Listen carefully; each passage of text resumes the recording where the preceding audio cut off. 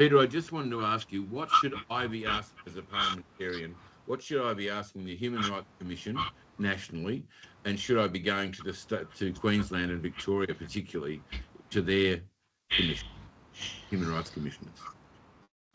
Well, the right to informed, full and free consent is a very important human right that Australia has covenanted into protecting on an international level, but we've also enshrined those rights in our domestic law, which means that they're enforceable.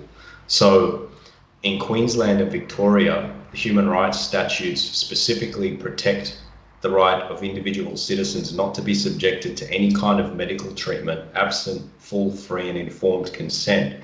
So I would ask the Human Rights Commission, how do they explain the legality of no jab, no play and no jab, no pay laws in circumstances where it's impossible to give full, free and informed consent if you're under any kind of economic duress or pressure, and a parent who has chosen not to vaccinate their child is subjected to a pecuniary penalty because they're ineligible from accessing particular benefit payments for their family, and they can't send their kids to childcare. So it's impossible for parents in that position to give particularly free consent because they're under duress. So if there's any kind of economic pressure, it's impossible to give free consent. And I would ask the Human Rights Commission how they explain that, how do they justify that in circumstances where their job is to protect and advocate for human rights in this country. Yeah. Yeah. Just expand on the word, Julie, you can jump in anytime you like, but expand on the word free consent for me, please. Free means absent any kind of pressure, whether it's economic pressure, psychological pressure, pressure from the media, pressure from family members, pressure based on exclusion from particular elements of society. So if there's any kind of pressure which is influencing somebody's decision about what substance to put into their body, then that's not free consent. And there's a reason that free is a part of full, free and informed, because it's one thing to be informed, meaning you understand all of the risks that are associated with some kind of medical procedure which you're considering. Well, Peter, that means that this legislation should never have passed the word go. I don't think it should have passed. I think it's inconsistent with our obligations under the human rights treaties we've covenanted into as a nation, and I think it's unethical and unconscionable as well. So in 2015, the government ignored the whole proposition of bodily autonomy. Yes, I think that we need a stronger, more consistent statutory protection for bodily autonomy, bodily integrity in Australia. Even with that said, Victoria and Queensland have decent statutory protections in place, and I think that the legislation, no jab, no pay, no jab, no play, is inconsistent with the Human Rights Charter in Victoria and the Human Rights Act in Queensland at present. Well, the issue is meant to be about a health issue. If it's all about the health of the broader community, how is it in Queensland that you can take your children unvaccinated to childcare? The only difference is you have to pay for the child without subsidy. Right? So doesn't that defeat the whole issue around the health and well-being of the community? Yes, absolutely. I think if you when you look into the rationale and the explanation for these kinds of policies, generally there isn't any kind of evidence-based net positive health outcome for the community. We saw that during COVID.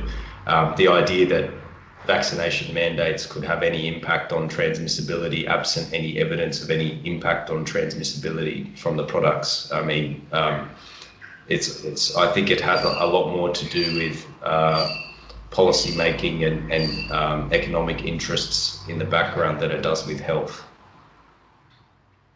I'd have to say, Russell, too, that the no jab, no pay policy flies in the face of Australia's immunisation guidelines. The Australian Immunisation Handbook says informed consent cannot be given. It can only be given in the absence of undue pressure, coercion, and manipulation. So once you tie a financial penalty to it, and the government's own website says that it's a penalty. Once you tie a financial penalty to that, it is, that's coercion, that's manipulation. So the two things just cannot go together. I think it's demeaning to the Australian public as well. It suggests that people are too stupid or too uninformed to make their own health decisions, which is a reversal on how things were for the majority of Australian history and human history generally. And by taking away people's right to choose and then pressuring them to do what they're told, whether it's by a government department or a corporation, and increasingly these days the line between government department and corporation is becoming blurred because they're contracting with each other. The pharmaceutical corporations are contracting with governments, and then that means that the government, who might be encouraging a citizen to undergo a particular medical treatment, is conflicted in terms of their claim that they're doing what's in the best interests of that individual's health, because they have a contract with a large transnational pharmaceutical corporation. Of course, the pharmaceutical corporations aren't interested in health; they're interested in generating a profit for their shareholders. That's what corporations are legally obligated to prioritize. So I think it's very demeaning, disempowering, and insulting to individuals in Australia to tell them you can't choose what to do with your own body. And it flies in the face of jurisprudence, because one of the fundamental elements of the way that law developed in common law countries was based on the idea that an individual citizen is allowed to own their own property. That was one of the things that took us out of feudal situations and slavery. You're allowed to own your own property. And the most fundamental piece of property that anybody owns is their own body. And as soon as we allow any kind of institution to have the right to choose what we do with our bodies, we've crossed a very, very, very dangerous line, which disempowers us almost completely as individual human beings. Thank you, Peter. Julie? I just have to echo what Peter is saying. And, one of the things that I think about as a doctor, or former doctor, retired now, is that when you look at why do we do things, why do we do any treatment, why do we do any intervention? Well, you hope it's to improve outcomes. And when the no jab, no pay, no play policy was brought in, the vaccine preventable disease rate in Australia was going down.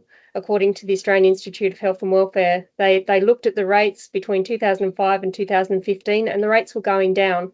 So I wonder what was behind bringing this policy at all, if the disease rates were actually improving in this country. Why did they feel the need to apply the heavy hand to parents?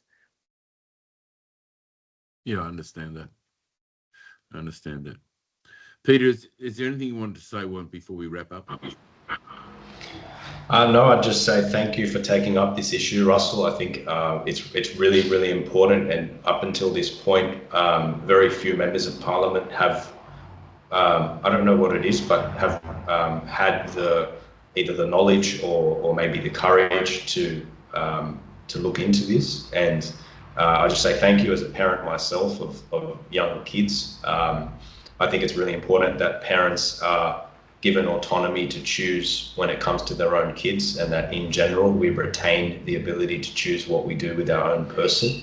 So thank you for taking up this issue, and I fully support the idea, if it is an idea, to implement legislation that properly, consistently enshrines full, free and informed consent as a fundamental right in Australia, a non-derogable human right in Australia. It would be pretty easy to do. I can't imagine what the counter arguments would be, although I can, but I don't think there would be any good ones. So thank you. No, it's our pleasure to be helping out. Look, the important issue here is that you're not on your own. I am staggered. There are thousands of affected by this. And that's why they originally said, we're going to save $508 million. Well, they're only taking off the the same people who probably wouldn't have had their children vaccinated anyway, because vaccination rates, as Julie's just mentioned, have stayed about the same or dropped. Yeah. About 95% or something. 5% Yeah. just don't get their kids vaccinated. Yeah. And yet we haven't seen disease rates die up, go down. So thank you both for talking to me today. Anytime either of you would like to have a chat, please give us a call. Thank you. That sounds great. Thanks very much. Good on you. Thanks for having Have a me. good day. Bye. Bye.